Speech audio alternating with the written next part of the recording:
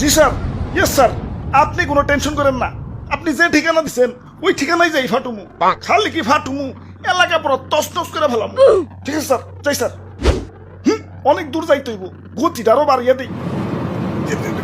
বাপরে, গতি ঠেলাই তো চোখে কিছু দেখতেছি না, চশমাটা পরে বই। কাগজ তুইটা গেল।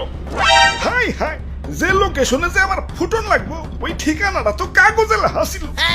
লোকেশনটা তো মুখস্থ করি নাই। কাম সারছে, কি করি এখন তো ব্যাগ গিয়ারও দিয়া পারো না। না, আমার তো কোনো না কোনো জায়গায় যে ফুটনই লাগবো। কি করি কই পুরি।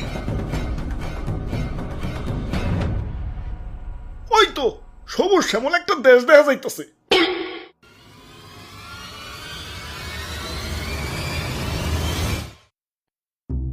ভাই যাইতে দেন ভাই, দেরি হয়ে যাইতাছে। আব্বে হালায়, তুমি কোন এসে দেখছো? চাঁদা পয়েন্ট, মানে চাঁদা ছাড়া ঢুকতে দন যাবো না।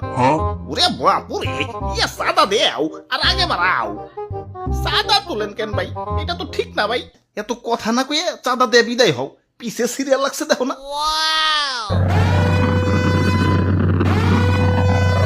আরে আরে খারাও, তো তাড়াহুড়া গেলা। ওই আমার পথ কেউ না, আমার একটু সামনে গিয়া ফুটতে হইব। কিন্তু সামনে যাইতে হলে যে চাঁদা দেওয়া লাগবো। এই চাঁদা হবাই চাঁদা, এই রাস্তা দিয়ে যেই যাইবো তারই চাঁদা দিতে হইব। দেন আপনার চাঁদা দাদা 150 টাকা। 150 টাকা? এই আমার কাছে কোনো টাকা নাই। টেকা না থাকলে তো যাইতে দেন যাবো না। ওই ইমার্জেন্সি ভাই, আমার একটু সামনে যাই ফুটন লাগবো, যাইতে দাও ভাই। না না, চাঁদা ছাড়া তো কোনোভাবেই যাবার দেন যাবো না। কাম সারছে রে, কোন দেশে বললাম?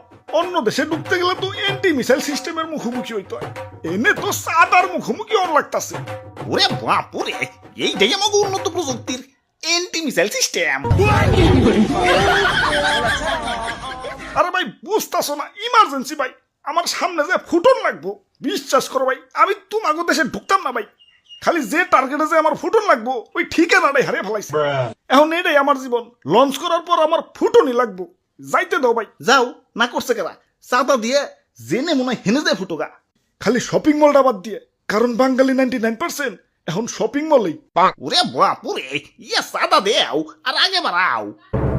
চাঁদা,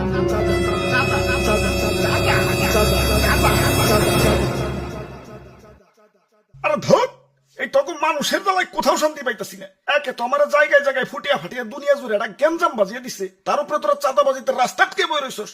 ওই তোরা কি দুনিয়াটার একটু গুছিয়ে গেছে সুন্দর রাখতে পারস না? দুনিয়াটা তো তগই নাকি, তোরাই তো থাকুস, একটু মিলামিশা থাকুন যায় না? লোভ, হিংসা, ক্রোধ, ক্ষমতা তখন তো দিন দিন মানুষ বানিয়ে দিতেছে। আরে আমার ভাবতেও অবাক লাগে, এই মানুষ আমারে বানাইছে ওগো নিজে কই ধ্বংস করার জন্য। কিছু মানুষের রাজনৈতিক ঝগড়া আর ক্ষমতার লোভ শাস্তি দিচ্ছে সারা দুনিয়ার নিরীহ মানুষদের। আমি যখন আকাশে উঠি, নিচে দেখি বাচ্চারা খেলছে। আরে আরে এদের স্বপ্ন ভাঙার জন্যই কি আমি তৈরি? এই সুন্দর পৃথিবীটা তো শুধু রাজনীতিবিদদের জন্য না, এটা সবার। এখানে শান্তিতে বেঁচে থাকার অধিকার সবার। শান্তি বাদ দিয়ে অশান্তি কেন করস তোরা? তোরা মানুষ না, তোরা সবাই অমানুষ হয়ে গেছস। তোরা যদি মানুষই হইতি, মানুষ হয়ে মানুষ মারতে পারতি না। তোরা সেদিনই মানুষ হবি যেদিন আমাকে বানানো বাদ দিয়া পৃথিবীটাকে সুন্দর বানানোর চেষ্টা করবি।